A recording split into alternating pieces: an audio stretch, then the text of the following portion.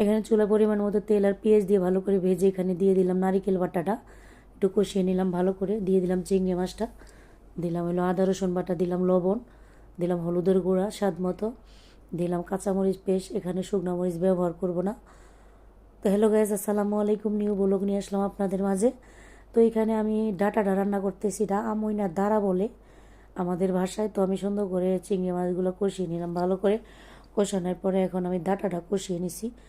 তো এখন আমি ঝোল দিয়ে দেবো পরিমাণ মতো। এভাবে আপনারা ডাটারে নারিকেল দিয়ে বেটে চিংড়ি মাছ দিয়ে খেয়ে দেখবেন, ভীষণ মজা। তো আমার রেসিপিটা যদি ভালো লেগে থাকে, আমার ইউটিউব চ্যানেলের নাম নাজমা রান্নাঘর, অবশ্যই আমার চ্যানেলটাকে সাবস্ক্রাইব করে দিবেন। যারা আমাকে ফেসবুক থেকে দেখছেন অবশ্যই ফলো দিয়ে দিবেন, চ্যানেলটাকে কমেন্টে জানাবেন তো আমার রেসিপিটা কেমন হলো।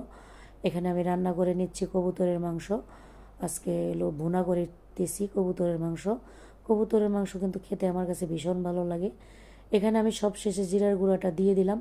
তো কেমন হলো অবশ্যই জানাবেন। আর ডাটাটা এত ভালো ছিল। আল্লাহ হাফেজ।